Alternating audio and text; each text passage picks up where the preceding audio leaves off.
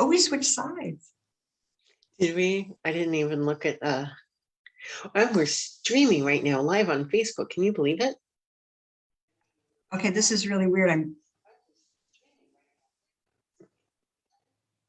Don't look at you on Facebook, or I guess we have to because we have to see what comments come up, right? So I'm going to turn off the Zoom sound.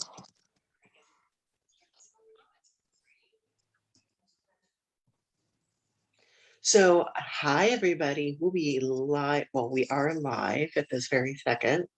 We will be starting in 1 minute, talking about the Great Resignation. In the meantime, we are just checking out the live Facebook feed, and we're pulling that up. So one, we can see what comments or questions that people are bringing.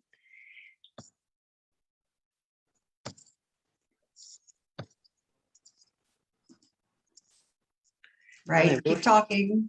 Oh yeah, I guess I should keep talking. Keep talking while I'm figuring this out. I think, are we okay now? Here, did you want to pull up the Facebook feed or you want me to? Liz, can you hear me on both Facebook?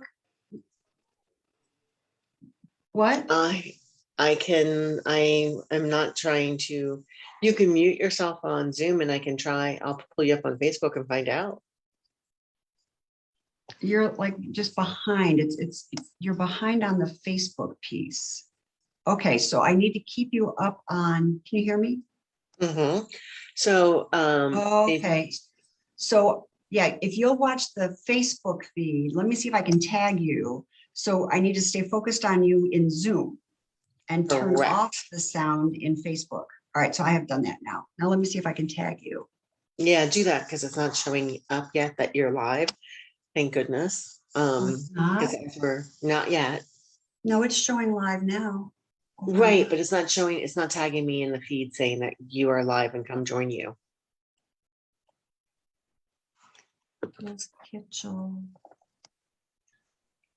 So in the meantime, happy Monday morning to everybody. We are so happy that you are here this morning. And now I just returned from Riviera Maya after 7 days in beautiful weather at the beach, at the pool, all-inclusive resorts where the food was delicious and I felt really catered to and pampered while I was gone for the last 7 days. So I am now back in the United States and had a wonderful time. But of course, there's always a re-entry, right? So it's Monday morning, I'm re-entering work and we're going live right now. And it's not 90 degrees here, but you know, it is a beautiful sunny day here as well. So I'm very, very, very grateful. So yeah, well, welcome, Naomi. Naomi, where are you from? Let us know. One of the things that we wanted to focus on today is we really wanted to start to have a conversation about the Great Resignation. And we don't know how many people are going to show up, but we're going to have this video available and we're going to do this every day this week. And we're probably even do it on, we'll find another time slot to do it the following week to see what time works for folks. But the whole idea being that if you are thinking about joining the Great Resignation, whether you are just tired of your job and you are ready to move on to something else, or you've lost your job and you're thinking, I don't know if I want to go back to work, or this might be the perfect time if you're being given the opportunity to retire early. You know, there's just stuff you got to think about. And Liz and I work with a lot of women who are trying to figure out what the next step is. And we have learned over time that there's just a lot to think about before you make a great big jump, you know, something like this, right? You've got to, you can jump. Now, I'm a maverick. Liz and I have a quiz that we provide for people to kind of see what their money personality type is. And my top one out of the 8 is maverick, which means I love to take risks. I often will jump without thinking and somehow I land on my feet. But usually partway through, I'm like, oh, why didn't I think that through a little bit more? I really wish I'd have thought that through a little bit more. And So then what happens is I wish I had had a planning system. And that's what Liz and I have pretty much created, is a planning system for people who are trying to make a big pivot and they're not sure how to start, where to start, how much money do I need, how far out into the future do I need to be thinking. So we thought we just provide this as an opportunity for people to ask questions based on what we've been learning about how do you plan for a great big career pivot. And the Great Resignation seems to be a good place to be thinking about it. So Liz, is there anything you want to say? Yes, I would love to add, you talked a little bit about the Maverick and how the Maverick thinks about things when they take big leaps. My number one personality is a nurturer. So as a nurturer, the questions that go into my mind are, will I be able to still provide for my family if I make this big leap? Who's going to need me? What if? There's always really big what ifs when you're a nurturer, because you want to make sure that your money is available for your family no matter what happens, because I want to be able to take care of them. So those are the questions and concerns that go through my head when I go to make big leaps or changes in my life. So yeah, that's a little bit about me. Great. Because one of the things that I was thinking about, Liz, is we talk a lot about you have to figure out where you're going, right? There's this old, a cliche of if you don't know where you're going, any road will get you there. But for people who are thinking about leaving their work to join in the Great Resignation, it just, in some ways, it seems like a very cool thing, right? To join the Great Resignation. But the question you want to ask yourself is why? Liz and I started, you and I started this a couple of years ago before there was this thing called the Great Resignation. But we were, in our brains, we were in the Great Resignation. We were done with corporate America. We thought that we really wanted, we had a passion about supporting women in their finances. I had helped, really big companies produce really big projects, tens of millions of dollars worth of things.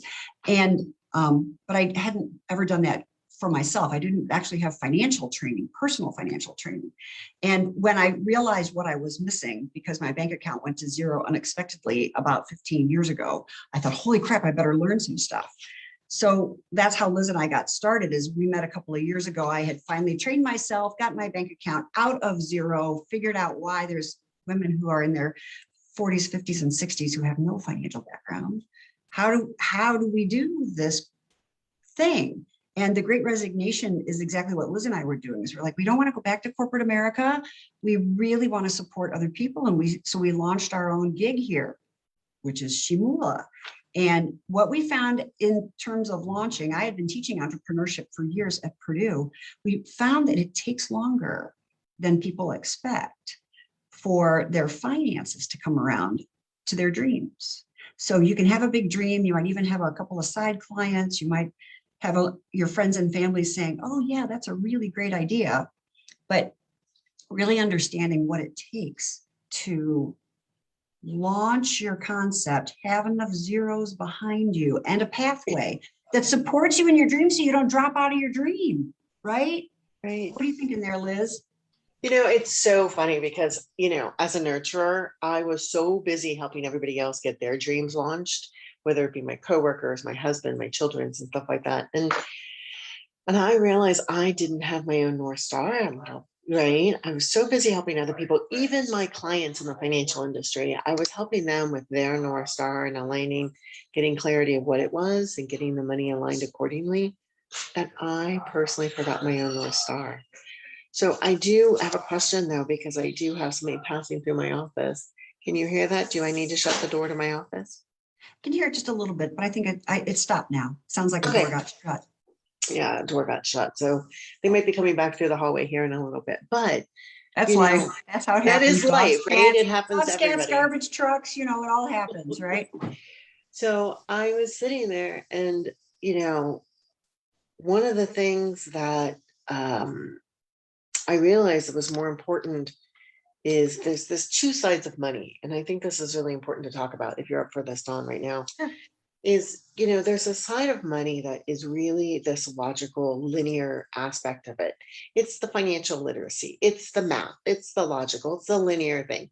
You want to accomplish so much by the time you are 50 or the 60 or 70. Here's how much money you need to save over this amount of time to get there. Your traditional financial literacy. Well, the other aspect of money is also, what is it all for? It's kind of that big why. It provides the experiences that you have in life with your family and your loved ones, the things the vacations you want to take, and the adventures and the businesses you may want to launch, or the other dreams that you have. And the thing is that neither one of these by themselves is full and complete. There's this yes and conversation that really needs to happen with regards to money, that the experiential and the logical side are brought into balance, right? Right. And we get really clear with people why the money is so important, and then we help them build a plan. So, yeah. Well, and in talking about that, and Naomi, if you have any questions, or if as other people come on, if they have questions, please make sure you put them in the chat. We have not figured out yet how to do Facebook without Zoom and to add you live into our stuff. But your questions are really important, whatever they might be. Or questions that other people are asking. It might not be your question directly, but you may be hanging out with some other gals or guys who are thinking about resigning as part of the Great Resignation. One of the things that Liz and I have talked about quite a bit is why, right? It's really important to understand why you're thinking about joining the Great Resignation, and not necessarily, well, all right, part of it, there's a couple of different whys. One is the why, like the why that's going to keep burning for you. You have this passionate thing that you want to do, and you have wanted to do it forever, and now you're ready to do it. That's one of the kinds of whys. And that's a why that will keep you going when things get tough, right? Because, motivation lasts about 2 weeks. If you've ever decided to go on a diet, or if you've ever decided you're going to have a great new workout plan, or you've decided you're going to make sure you have game night one night a week for your family, that'll last so long, and then it disappears unless you've got a really strong commitment to it. But the other why is usually it's because why you're leaving. If it seems like it's the time to leave because it's the time to leave, why is that? So if you think about, let's say you had an opportunity, you said, I want to go climb Mount Everest. All right. Why do you want to climb Mount Everest? So Liz, if I said, hey, Liz, next year, let's go climb Mount Everest. And you would say to me, that's great. Let's do it. But we need to hire some trainers. Right. We need to hire some trainers. Right. And I'll bet they would tell us that it would take more than a year to get ready, because you and I don't spend our life working out. Right. And I saw a number, it takes anywhere from $30,000 to $100,000 to get ready. So if you've got an extra $30,000 or $100,000 in the bank, we could go. But the reason, the thing to ask is, why do I want to go do that? Am I trying to prove something to myself? Like that I can do it? I'm strong. Just because I'm, 60, does that mean I'm trying to prove that I'm strong and healthy and I'm going to last till I'm 120? Am I doing it to prove something to somebody else? Am I doing it because I'm bored with my life and this is one way to show, I've got some control? Am I willing to disrupt my entire life because, everybody's going to eat different in the house? I'm going to be working out all the time. I'm taking their important money from other resources, perhaps, so that I can get my Sherpa-ness ready. And you have to ask yourself, why are you thinking about making such a big change? Because it's the same as if you decide to change a job. Why are you leaving your current role? Are you bored? Are you frustrated that you're not getting the promotions that you want? Do you feel like you're not visible enough? Do you feel like you're not being heard? What is the reason why? Because whatever that, you got to get clear on that reason why, because you don't want to carry that into the Great Resignation. If you're leaving because you're bored, right?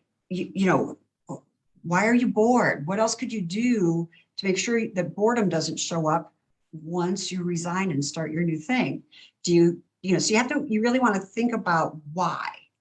So Liz, what else do you want to say about the whole why? Absolutely. I think that's a really important point, Dawn, with regards to the boredom not showing up and following you. And it's really okay to get some clarity now why. Go in there, get curious, talk to somebody else. What is not working? What is it you're trying to create? Are you running away from something? Or are you being pulled into something? And I think being pulled into something is much more exciting. We have to get clarity around it and gain some, you know, we do this visioning process, at Shimula with regards to where is your life in 5 years from now. And, when we first start working with people, the visions are normally broad and they don't have a lot of feet or legs or anything else. So it's really important to get the feet and the legs so that it can start to unfold of what it really is. And you can do this while you're still working. And you can do this while before retiring. You can do this now.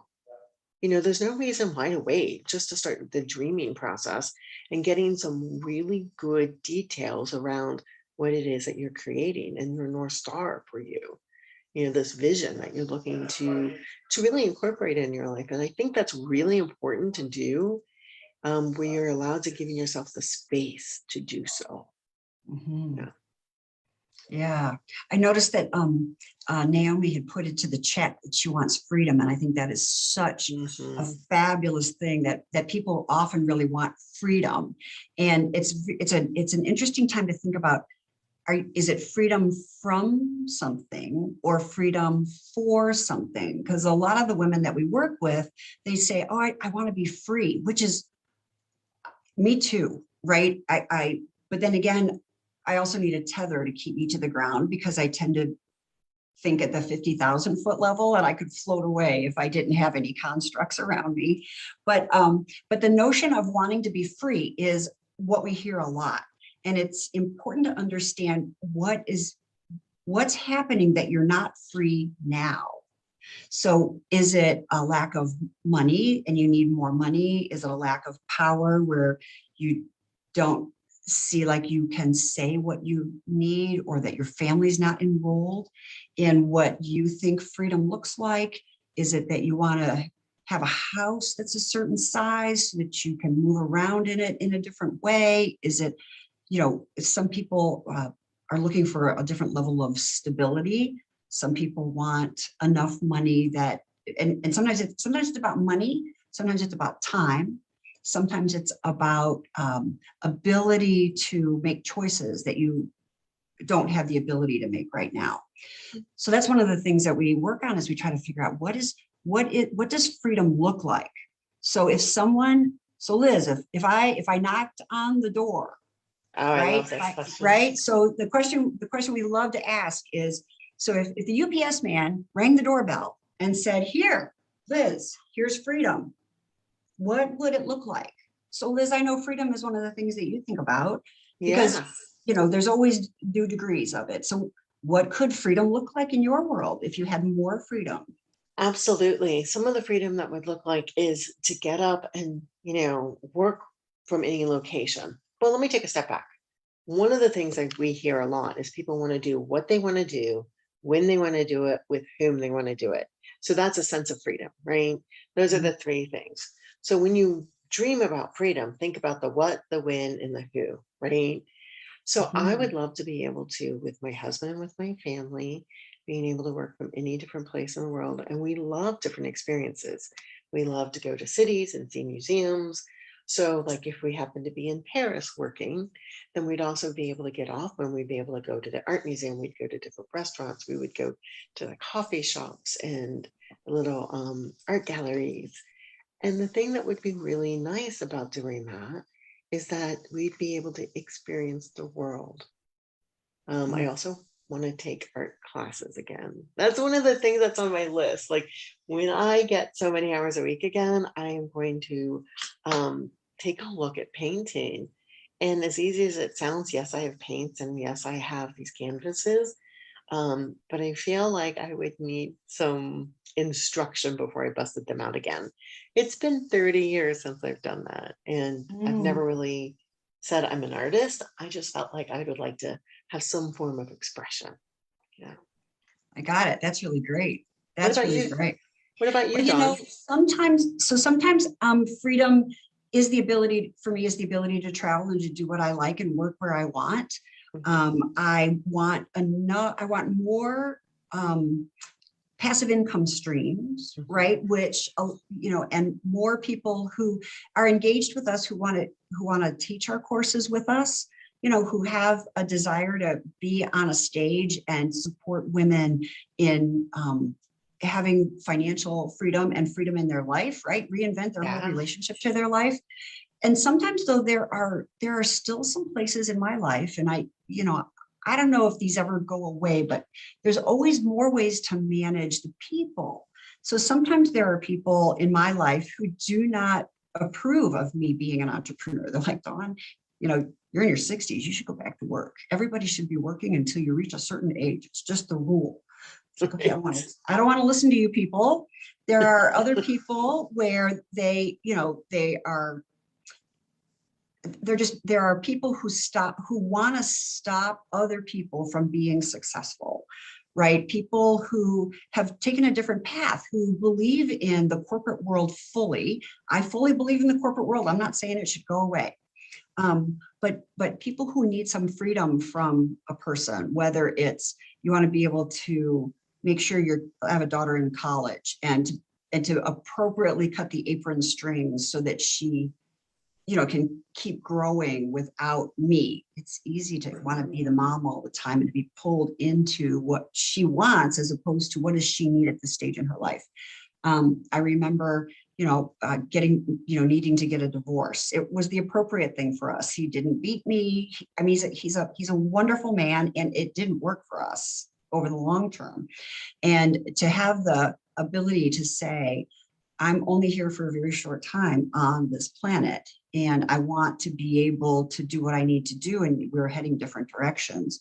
That was one of the hardest things I had ever done, but that was another level of freedom. And then, I now date an amazing guy, but we don't do everything together. It's like, how do I do what I want to do? And how do I let him do what he wants to do and not feel like I'm missing out on something? That FOMO, fear of missing out. Oh, that's a really big thing. But I have to keep remembering that. So my mantra, Liz, I know you know my mantra, but is live to your full potential and die with no regrets. And sometimes it's hard because I want everybody to play, and not everybody wants to do exactly what I want to do. And Right. it always takes, as part of the Mount Everest look and how many dollars do I need and the roadmap, right? How do I do it all? That's always the question that's on the table. Yeah. So. And there's a lot of people that say you can't do it all. And it's not that you can't do it all. Maybe you just can't do it all at once. Right. Right. So Right. it's kind of like how I say, and Dawn, you love this comment, but it's shimmying, which is so hard to say. But it's shimmying into the different things. So when you have clarity, it's really easy to do the shimmy in the 3-step and stuff like that. But without clarity, any road's going to get you there. And that's not what we're looking for. We want some clarity so that when you see your North Star, when you see the opportunity that's really presenting itself in front of you, you know it really is for you. And that you can step out with some sense of, security. Of course, it's not going to be like, oh, it's all ready for you to go. Step out. Everything's great, right? It's going to be a little messy. It's going to be a little chaotic. But with the clarity, right? It's okay, maybe a lot, but with clarity of where it is you're going, what success looks like, you'll be able to see the opportunities in front of you. And people grossly overestimate what they can get done in 1 year, right? But they underestimate what they can get done in 5. And here's where a lot of people go wrong, is when they don't quite get to their 1-year goal, and they're like, well, I didn't do that. And, I got to throw that away, start over, this, that, and the other. Versus doing the little shimmy, just a little shimmy here. There are things that are working well, and keep doing those to get to your goals and to get to, Shimula has some very big goals of what they're looking to accomplish. We want to help make sure that women succeed, and have access to both the logical and the experiential side of money. And that looks differently for everybody. But, and even more importantly than that is that we change the conversations and we make it acceptable to talk about money because it's such a taboo topic. Oh, It is very such a taboo emotional. topic. It's just, it's emotional. It's not even that it's taboo sometimes. It's just that it's emotional, right? And we don't want to look, we don't want to be embarrassed or look silly or, how come I never learned that? I mean, at some level, I understood what compound interest was, but I never leveraged it, right? I didn't have it in my body to say, oh my God, I've got to make sure I'm saving in a certain way, right? I just always trusted that the money would show up.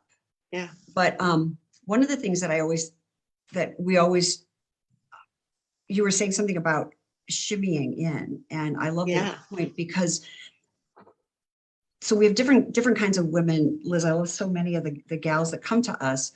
Some of them want to blow up their life, right? And they just don't know how. Like how, they might be in a relationship that doesn't work and they don't know how to do it and make sure that they are taken care of financially for themselves, for their kids, for the family, whatever it might mean, because they might need to get out of a relationship. Others are like, I really do want to go this direction. I have this big thing I want to do, but I don't want to throw everything out.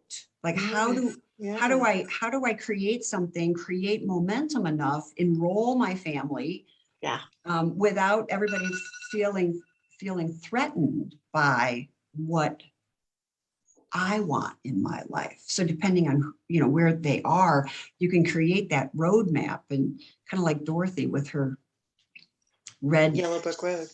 and her yellow brick road, right? It's what do you want, but you got to be clear. Yeah. And the thing to point out, and we might as well use Dorothy again. The thing to point out is Dorothy was able to help the lion, the scarecrow, and the tin man, and everybody else along the way, and get to her destination, which was home. Right. It wasn't an either or conversation like most conversations are when we talk about money, right? It was a yes and creation that was able to happen. So you don't have to blow up your life to have this. We have to have clarity, and we have to go through a process of what does it look like. There's a lot of people out there that'll help you with the linear stuff, and we will go into that when necessary. But we really love to shimmy into what does your life look like, and then what's the roadmap on how to get there. We'll help out with any of the financial literacy piece as needed, but you have to be confident first on what you're creating. And you have to be confident that you have this growth mindset around money.